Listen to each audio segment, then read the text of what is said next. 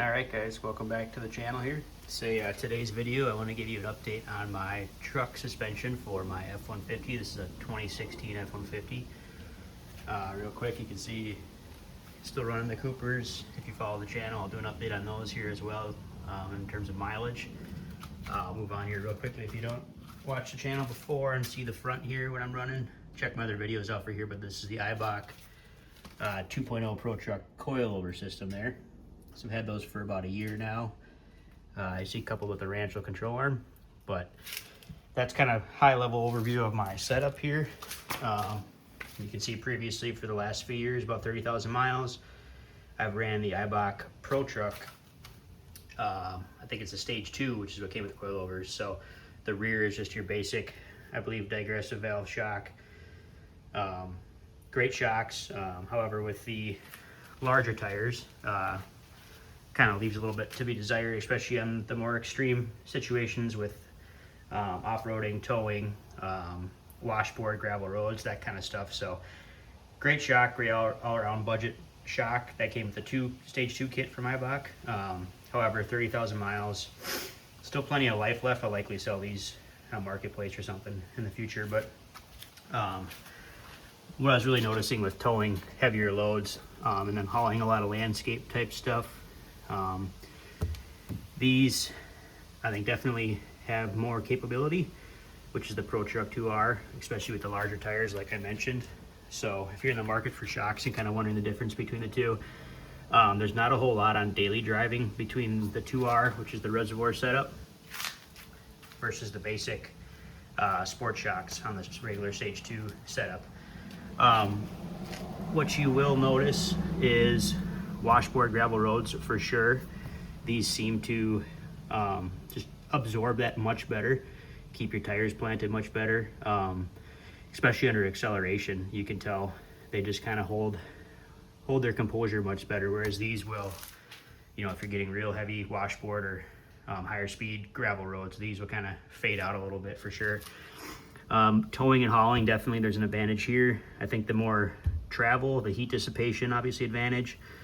So there's definitely benefits to this if you tow or haul a lot. And I think longevity too is what I've been seeing on reading reviews, that in theory these with the extra fluid capacity and heat dissipation should only last longer too under those more harsh conditions or heavier loads. But normal driving, like I said, not a huge difference. One thing I'll say on the road, you definitely notice this, is like curb approaches or coming up on like apron entrances of driveways or, you know, business parks, that sort of stuff. These definitely soak it up more in the back. You know, these F-150s being aluminum body in the 2015 and newer, there's not a whole lot of weight to begin with in the back.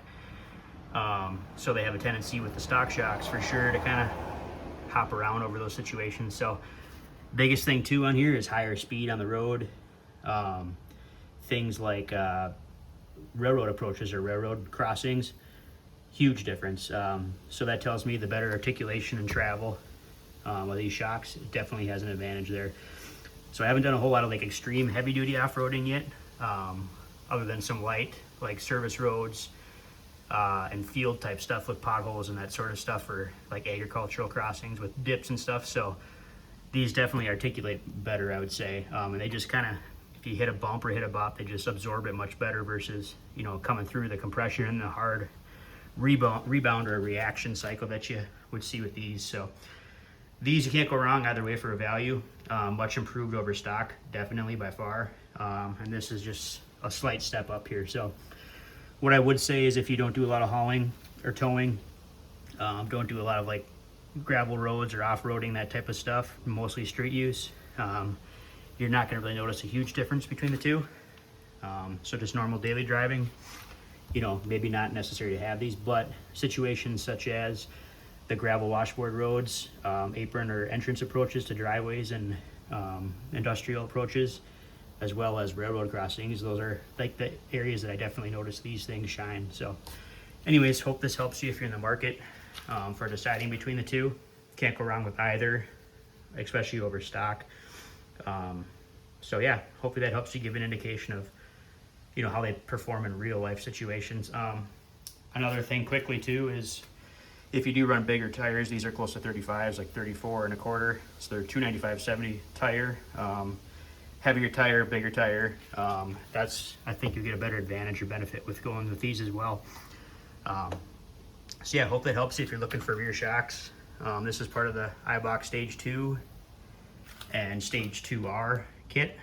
You know, you can get the coilovers in the front or the sport shock with the springs. Same thing with the rear, you get this individual monotube shock, or you get the Reservoir. So hope that helps you give an indication of kind of how these perform in real life. If you have any questions on them, just drop a comment and I'd be happy to answer them. Thanks, guys.